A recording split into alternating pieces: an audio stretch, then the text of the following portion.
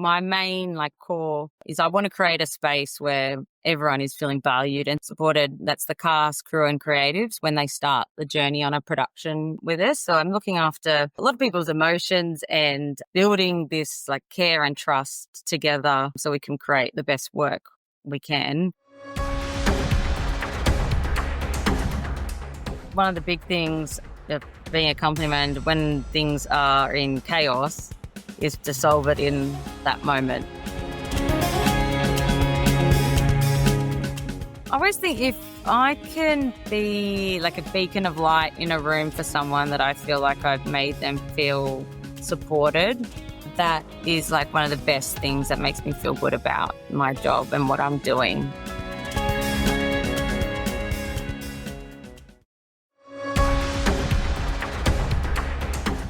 Welcome to the StageLync podcast, your access and connection to the live performing arts. In this podcast, you'll hear from some of the industry's most inspiring people from around the globe who create magic on stage and backstage. Our guests share their knowledge, passion, and the real stories of how a show comes together. We hope you enjoy this episode.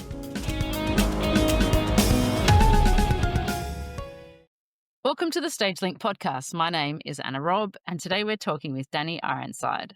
Dani is the company manager at Bell Shakespeare, bringing experience from roles as a stage manager at Sydney Theatre Company, Ensemble Theatre, Lyric Hammersmith, and Belvoir. She holds a Bachelor of Arts in Design for Theatre and Television from Charles Sturt University, and her leadership is built on a deep understanding of theatre production and management. Dani is passionate about fostering an inclusive, supportive workplace. She's committed to creating a transparent environment where every team member feels valued, empowered, and inspired to grow, contributing to the company's shared success. Dani, welcome to the show. Hello, thank you for having me. How are you over there in Australia? Very well, thank you. I'd just like to acknowledge before we start the land of where I'm very grateful to be holding this podcast from today, the land of the Darug and Gringai people, and I'd like to pay my respect to their ancestors, elders, past, present, and to their heritage. Fantastic. Thank you. Thank you for sharing. So I want to start. We actually went to the same university and did the same university course. Did you know this? Yes.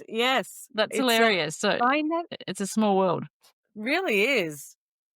So just for the audiences, tell the audience what the course is and when you did it.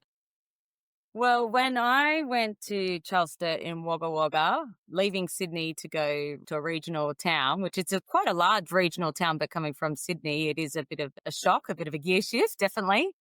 And you wonder what it is offering for the arts there. And what took me into the course was it covered so many different areas of the industry because I wasn't really sure what department I wanted to get into, whether it was stage management, lighting, sound, costume. So design for theatre and television, that degree covered all those areas, which was wonderful.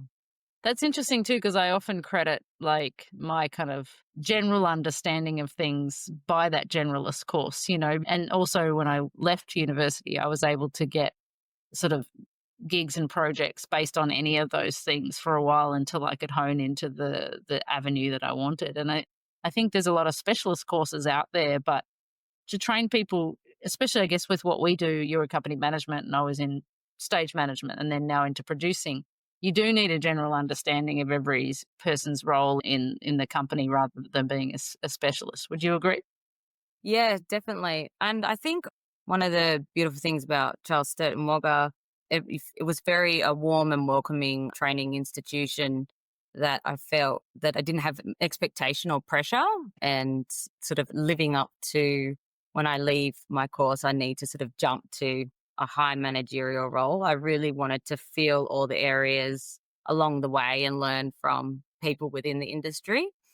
And so, yeah, going from a mech carrying truss in a big stadium to meeting the people along the way as mechs who have been in the industry for years and years and years and hearing their stories, and then being a lighting technician, assistant stage manager, and then a stage manager was so valuable to me where I am now.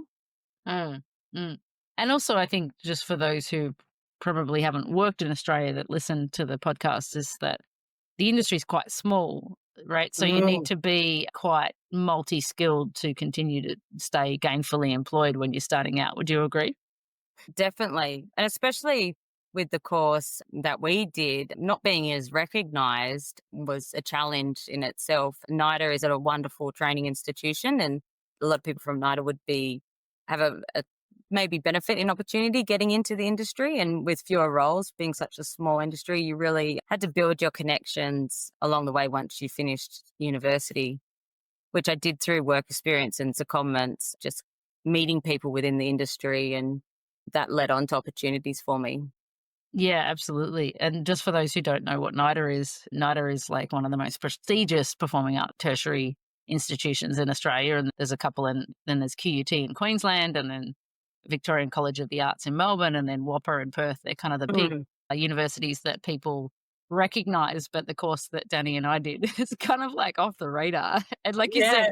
there's like no pressure because like there is no pressure to, oh, I'm a NIDA graduate, so this is what you Mm. expect of me. We were kind of rough and ready. And for those who don't know Australia, Wagga Wagga's like in the middle of nowhere in the country. And it's just a very special environment. But I tell you, I think from my perspective that what I really cultivated with the group of people that I went through with, and I don't know if the same was with you, was a real love of what we do and the theatre. And we got to make a bunch of shows in the Playhouse and figure things out really rough and ready, and really the core and the fundamentals of theatre without like eyes on you. And I just had such a great time. Yeah, it's something that I always look back on because it was all about like we're all in it together. And I really felt that when we were putting on a show in this small playhouse in Wagga, and there's tumbleweed rolling around outside, and and like it's that thing of going. I've never felt so surrounded by such grounded people, and we were all in it together for the best outcome. And yeah, it definitely was contributed to where I am today, leaving Sydney and living on campus in Wagga and training in that particular course. Yeah, amazing.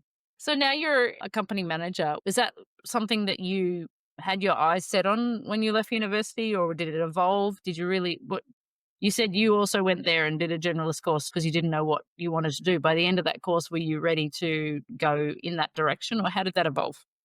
Like I said, I did a lot of different areas like the mechanist and lighting, but my goal was to be a stage manager.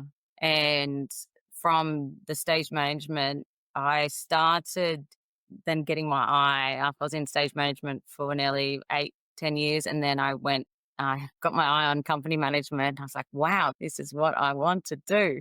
And I guess some of the times I was stage manager, it did have elements of that company management side, so it was good to kind of dabble in it as well. So yeah, and then an opportunity came up at Bell Shakespeare, and I was like, I want this more than anything. I felt ready and raring. And my husband said, "Oh, well, why don't you just go directly to the executive director and put yourself out there?" And I was like, "Oh gosh, no way!" And then I thought, no, I believe myself in something I really wanted, and I had been a stage manager with the company before, so they knew me. So I showed my interest, and you know, they weren't aware I was wanting to go on to that next step, and then it all started going from there. And I've been with them since 2019. Amazing. So that's a full-time Mm, job as company yeah, manager with, yeah, mm, amazing. So for those yeah. who don't know what a company manager does, can you give us a high level overview of what your job entails and what's your day to day? Yes, I guess the my main like core is I want to create a space where everyone is feeling valued and supported. That's the cast, crew, and creatives when they start the journey on a production with us. So I'm looking after a lot of people's emotions and building this like care and trust together so we can create the best work we can.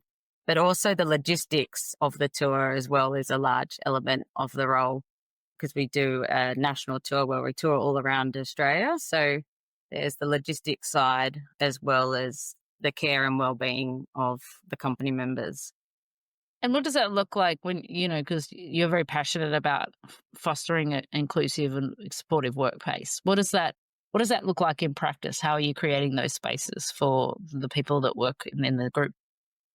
Yeah, well, I used to think up until recently, like the journey starts in day one of the rehearsal room, but I've recently engaged with a lot of other mentors and people within the industry. and shifting my focus to the journey starts from that phone call when I make contact with the artist, that just before they start, ahead of starting the project in the rehearsal room.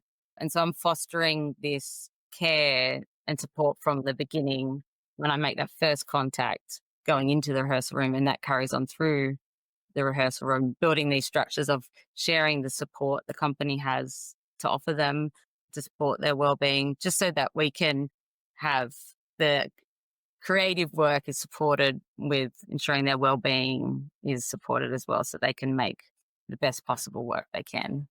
Mm.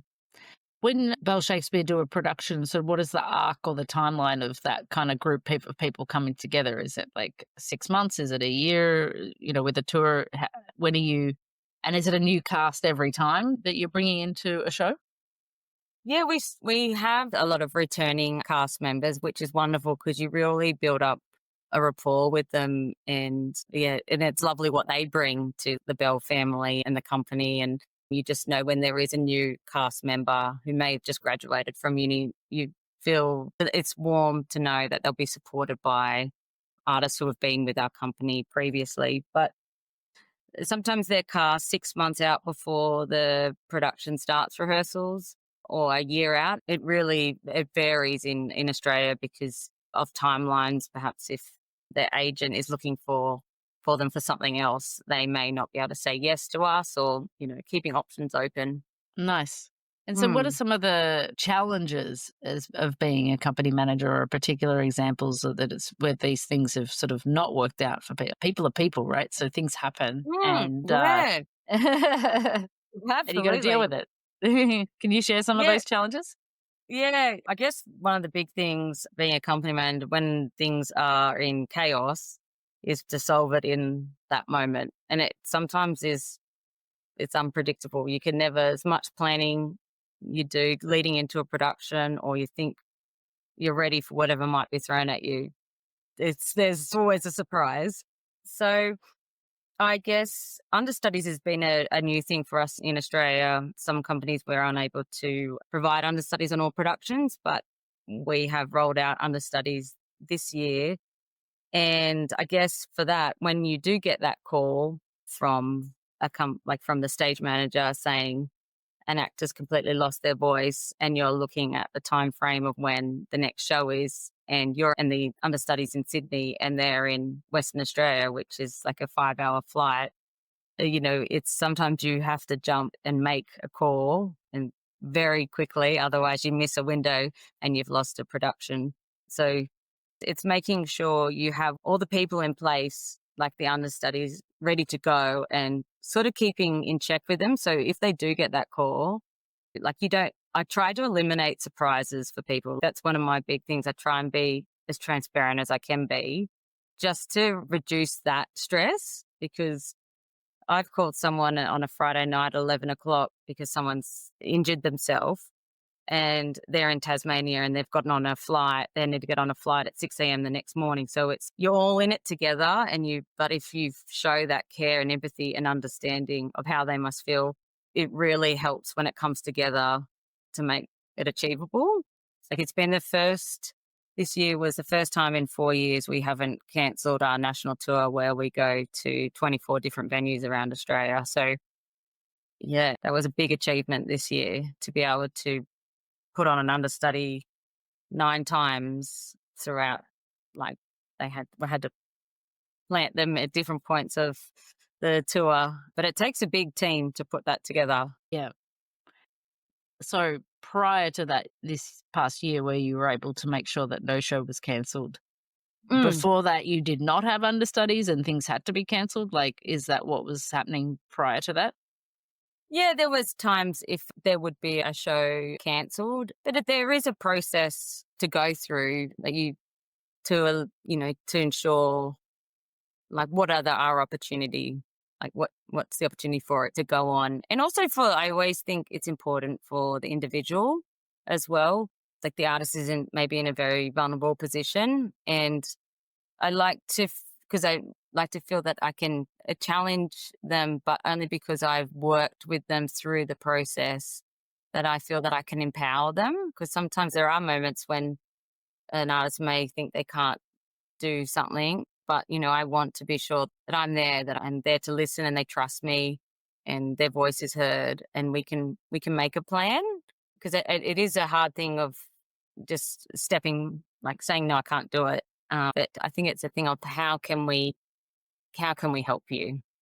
Yeah, it's that line. There are shows cancelled for reasons, extreme circumstances, but definitely I do work to ensure people feel empowered that they can continue on. Mm. Typically, in a production, what kind of size cast and crew are you looking at touring around Australia? So it goes from about 15 to 17 company members all up. That's in crew. So it's 11 cast, it's sort of 11 to 12 max in cast. Logistically, it can be interesting in our regional, when we do go regional, just on availability of accommodating such a large group. And then I think it's always important to keep touring members together in the same accommodation, like they're a family traveling around, and I like to make sure cast and crew stay together whenever they tour. Such a Mhm. large group, I don't to not have a divide of cast and crew, just to keep that family vibe. I like that. And when Mm, you're because Australia is a large place, is it mm. when you're moving from one part to the other, like one location to the other, are you flying and driving, or and then how does the scenic and the sets move around? Like, there's got to be quite a logistical challenge when it comes to moving around Australia, correct? Yes, definitely because there's fewer flights available in regional towns now. So a lot of our tour legs, they're in a hire car. It's an 8-seater car, and the team is all split into those cars. It has its positives and its negatives, the cars, like the fatigue, which is something that I'm very, like, I monitor when they're doing a performance one day and then they've bumped out the show and then they're traveling the next day in the car. So yeah, there's the truck that takes all the entire set, and the logistics is worked into that to make sure I can get to that next venue in time. But a lot of the time it is the cast and crew are traveling in an 8-seater vehicle. And there's wonderful, like, times that they feel bonded and come together because they're sort of, it's like they're on the same playing field. Like you're away from the theatre, you're in a car together sharing stories. They might be listening to podcasts themselves.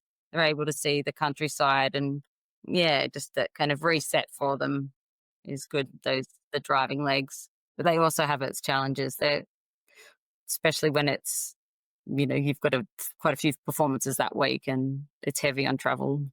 Yeah. How many productions a year does Bell Shakespeare do? We do 3 productions a year, and then we have our education program, which is called The Players, and they're 2 teams of 3, and they travel all around Australia and do in-school performances, and they go to remote schools that maybe don't have the opportunity to see theatre or may have not seen theatre at all. So it's the Players program is a wonderful, wonderful program. I love that. And Mhm. how, just for those who may not know, how are the shows from Bell Shakespeare funded? Are they self-funded? Are they sponsored? Like, how does the business model of Bell Shakespeare work? Or do you know that information? Bits and pieces. I do know that we've got a lot of wonderful supporters for the company. So, and obviously, like, ticket sales and just our supporters are amazing people. We did it was like a giving day where people, we got all the staff got on the phone, and it was like a one day of giving from, like, for 24 hours. And it was so wonderful to be able to talk to the audiences, like, because I never really get to speak to them directly, and just the stories they have shared about when Bell Shakespeare came out to their small country town and gave them that opportunity to see theatre. And yeah, it's really special. Some of our supporters, make the company keep going. It's wonderful.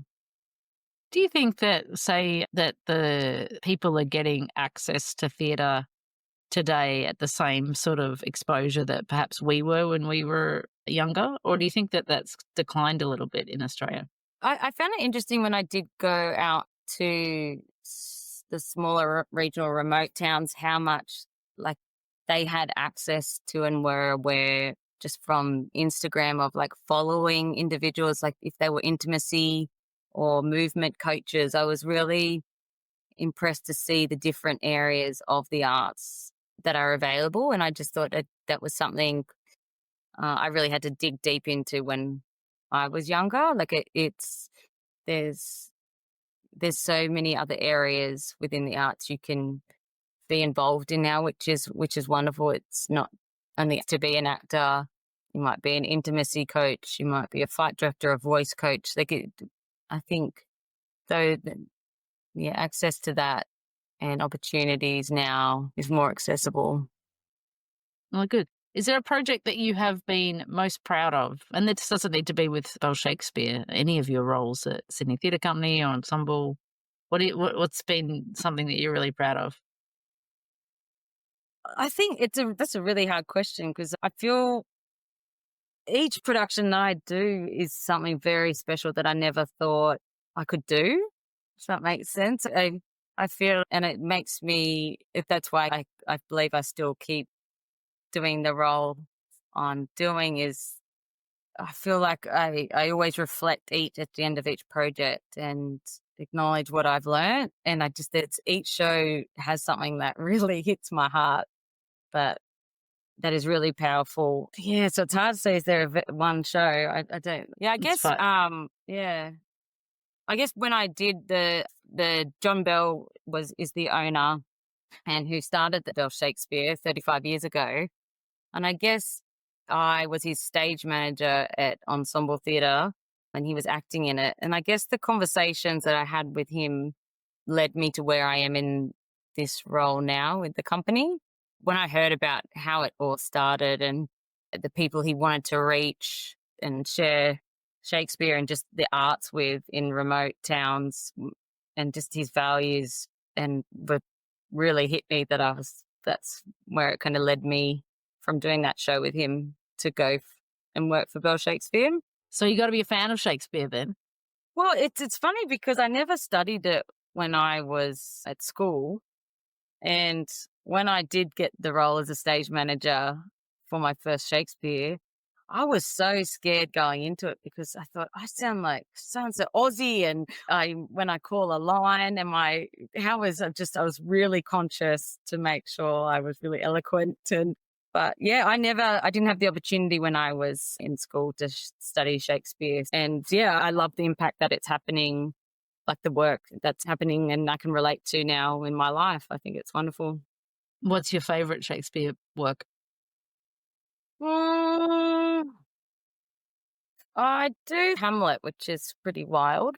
Yeah. Epic? Yeah. The epic one? Epic. Yeah, Uh, yeah. As a stage manager, it was a good show to call. Yeah. Mm. I love that. You're such a stage manager because it's more about the cues than the It's just like the adrenaline. I love things that have energy and excitement. It's just, Yeah, yeah. amazing. So we always finish our podcast, Dani, with the same two questions. So I'm going to ask you them now. What is your most favourite thing about your job or the industry? My favorite thing, I always think if I can be like a beacon of light in a room for someone that I feel like I've made them feel supported, that is like one of the best things that makes me feel good about my job and what I'm doing. That means I've created a space for them that they feel supported and they can do their best work in. So yeah, if I can be a beacon of light for someone in a hard time, I feel that's Nice, success. nice. And if you could change one thing about your job or the industry, what would that be? Oh, change is a hard one because I feel like I'm always changing myself, and I think it's important to change and reflect. So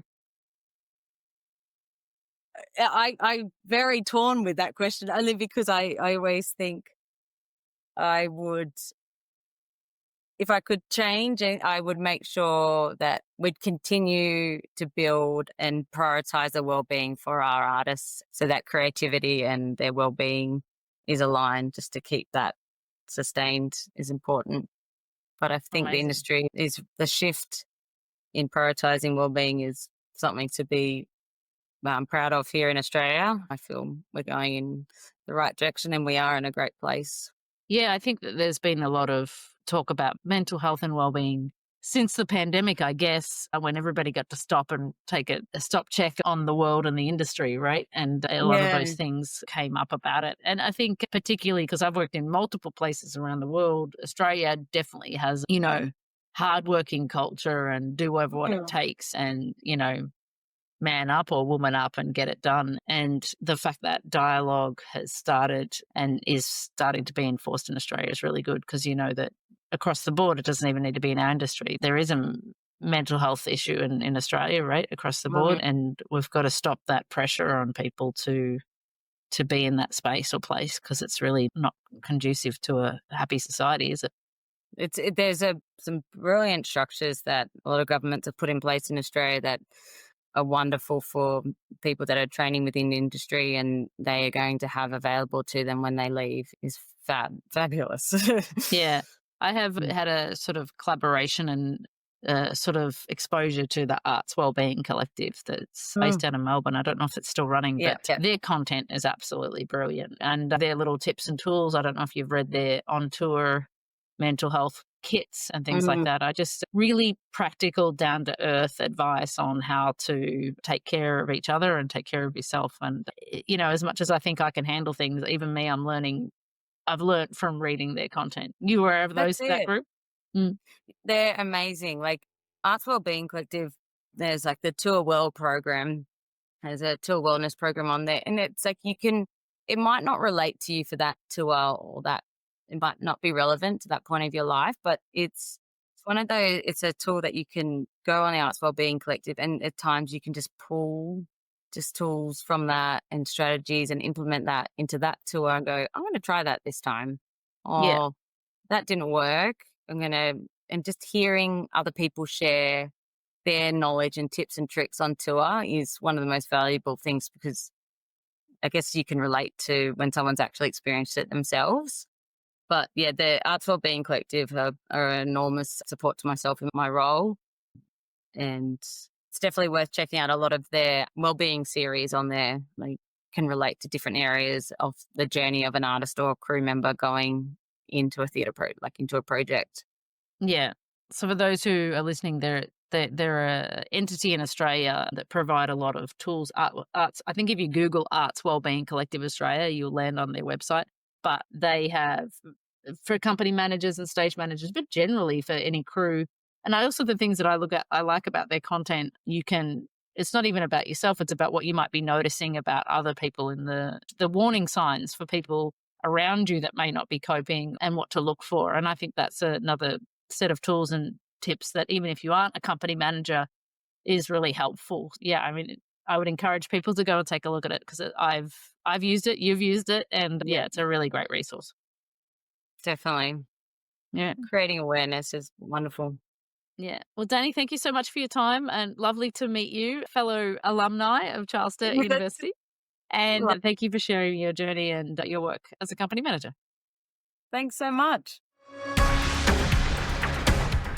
Thank you for listening to the StageLync podcast. StageLync is an online platform that gives you access and connection to the live performing arts.